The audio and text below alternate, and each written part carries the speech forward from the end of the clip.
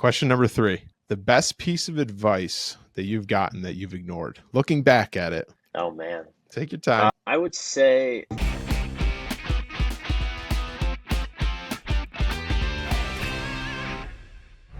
What's up, everybody? Thanks for tuning in to another episode of 5 with T5, where we bring local business owners on, community champions, and all-around amazing individuals to learn about their stories or business in a quick and effective way.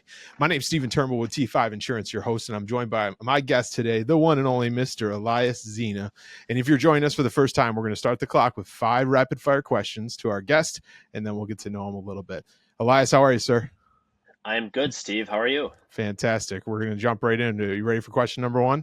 Yeah, let's do it. All right. Question number 1. What is the hardest part about starting your own business that you think people don't realize? I would say the hardest part of starting a business is the emotional stamina that you need to be consistent every single day. It can be tough for somebody.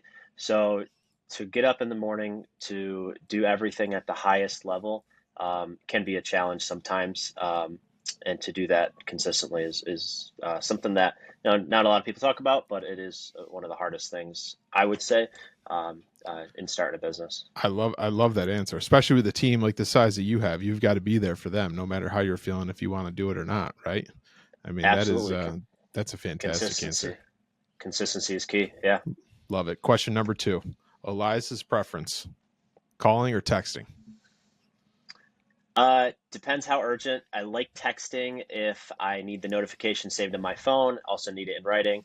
Calling if you just got to get the answer right away. Got to call, get the answer. Yeah. Makes So sense. it depends. Makes sense. Breaking news about 2 weeks ago in Stephen Turnbull's life that on an iPhone you can unread a message so that it comes up and shows that it's unread, so that That's you can go huge. back to it without forgetting about it. Totally didn't know that. When they released that feature, that was a game changer for me because as soon as I walk away from something, I forget it. Exactly. Question number 3. The best piece of advice that you've gotten that you've ignored. Looking back at it, what's the first thing that comes to mind when you said, man, I wish I listened to that sooner, or man, I wish I did that sooner? Oh man. It's a good one on the spot. And again, ladies and gentlemen, we're doing this. He doesn't know these questions. We're throwing these right at him live here. Take your time. Take your time. I would say the economics of a business are extremely important. I think early on for me, it was let's just get open and get the restaurant going, no matter what it cost. And I think I could have been a little more judicious with the finances of the business. But in the end, it all worked out.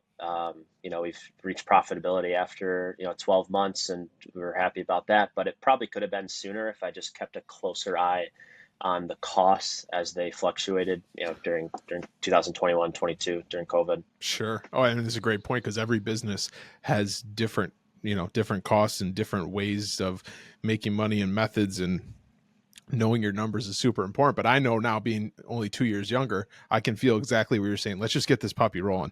Let's get the trains. Yes. Let's get the trains going down the track, and we'll worry about that later. But the problem is, you worry about that later, you can make a mess, especially in a couple short years.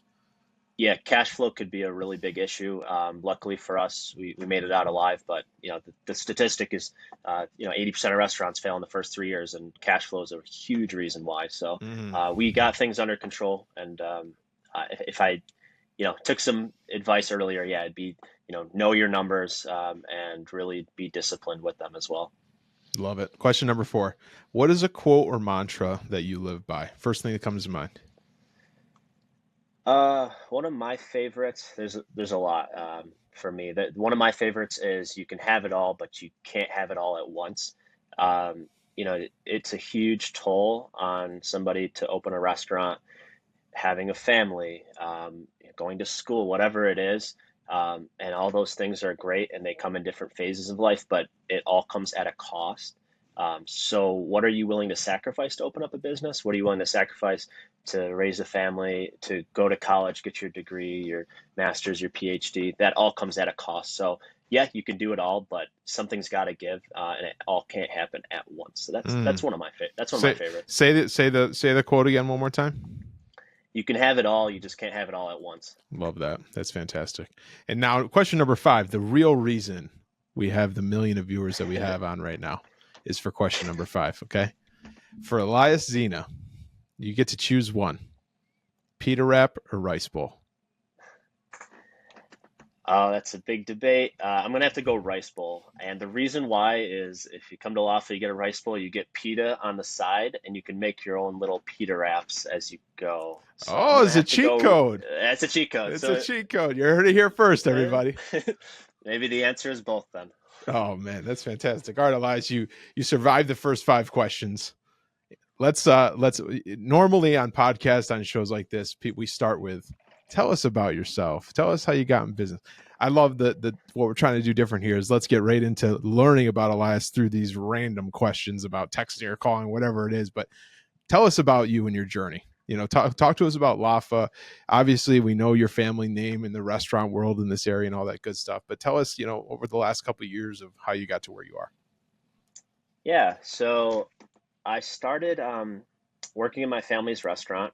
My parents are both immigrants from Lebanon. They came to this country. My dad came in the 70s. My mom came shortly after in the 90s. They started a family and they opened up Zeina's Cafe, which is a restaurant, Lebanese restaurant on Varick Street in Utica.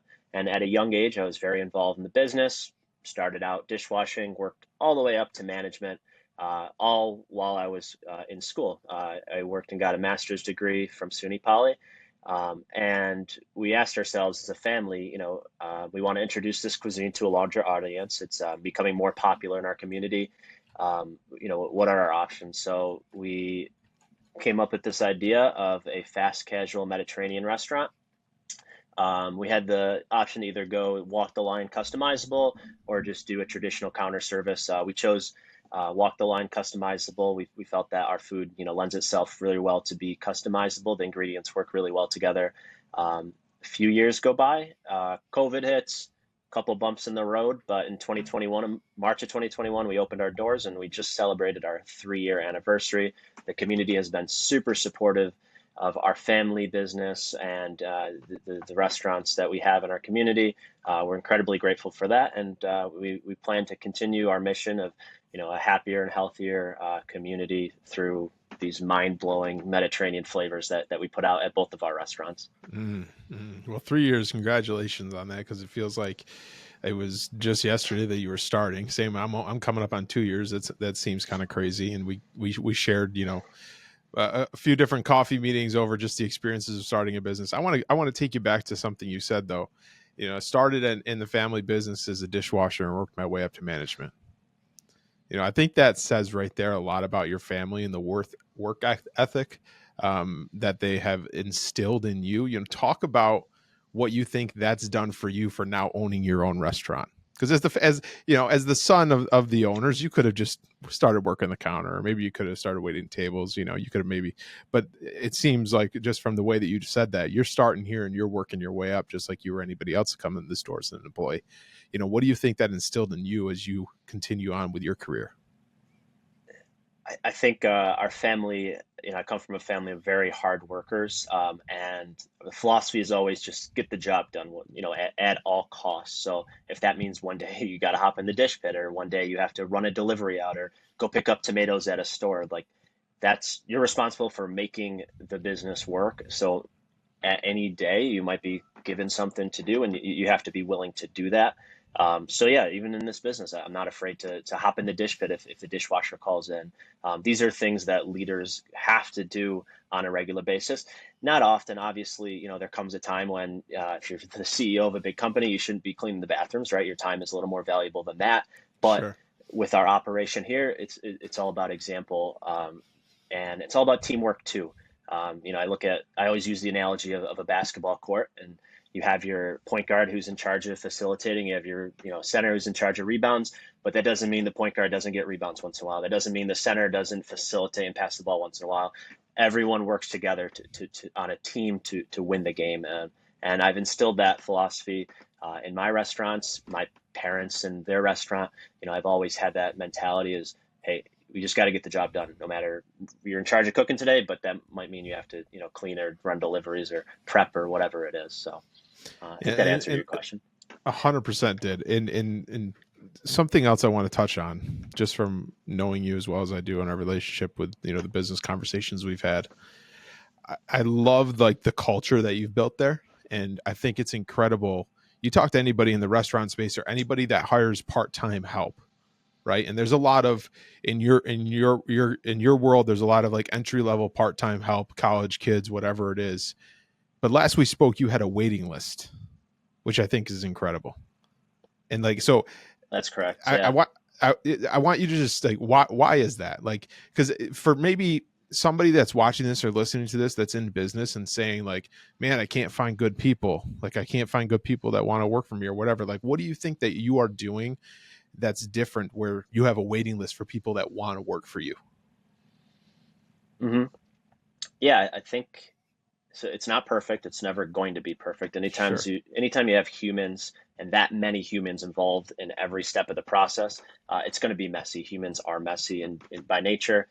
One thing that is just super important, and this has been instilled in me, is to live by these values. I think a lot of businesses have these core values. They're written on a wall of community and teamwork and integrity, but it's the managers over here, barking orders and doing all sorts of things. And if you ask for a day off, they're not giving it to you, and they work you to death. It's like, no, you have to live by these. And I think it just comes down to being a good person, connecting with your staff as much as you can, and just caring about them, knowing what they want out of this job. Is it just a paycheck? Is this do they want a career in the restaurant industry? Are they working on an engineering degree? And this is just a part-time, short-term thing for them. Finding them where they're at and Mm. helping them develop, whether as an employee, develop as a professional. I like to give my staff books to read on the regular, and my management team try to send them articles when I can about different things to develop them, and really take the time to really show that you care about them. Make sure they're getting the days off. We don't open past 8 o'clock, so everyone's home by 9:30 at the very latest. We don't do Sundays because that's a day I want to spend with my family, and I want everyone else to spend time with their family as well. At least have one day for that. So these are just little things. Again, it's not perfect. It's never going to be perfect. But yeah, Sure. we have. I'm proud. That's one of my proudest achievements, is that we have a waiting list, because the staff who work there tell their friends and family, and they say this is a great workplace, very flexible, and I have a wait list of dozens of people who are waiting for me to reach out to them. That's so cool. That's it. Well, Elias, we're going to wrap this up. And just, I know you know this, but I really appreciate your friendship, and it's super cool to be at the same stages as one another. I know we share a lot of the same, you know, let's call it fun days of building a business, hard days, whatever you want to, of kind of being on the same journey here in the same path. And it's just incredible what you've built there, and you should be very proud of what you built. If anybody has not been down or followed you or whatever, or maybe this is the first time they're learning about you, your family, Lafa, all of it, give them a little elevator pitch of where to follow you. Yeah, thank you, Steve. Thanks. I appreciate you. I appreciate your friendship, and no doubt T5 is going to be the biggest in this area, regionally, globally. I could see you doing that. Yeah, follow us. We have a Facebook page. We have an Instagram page. We have a TikTok as well, and email. We got all sorts of stuff. Just look up Perfect. Lafa, and you'll be able to connect with us. Awesome. Elias, thank you very much, everybody. That's a wrap for today's episode of 5 with T5. I hope you had enjoyed this engaging conversation with Elias Zeina, owner of Lafa. Be sure to subscribe to our YouTube channel and Facebook page of T5 Insurance. Until next time, remember the power of connection and learning from one another is what makes our community thrive. Most importantly, remember to make an impact in someone's life today, even if that's your own. This is Stephen Turnbull with T5 Insurance. We'll see you next week. Take care.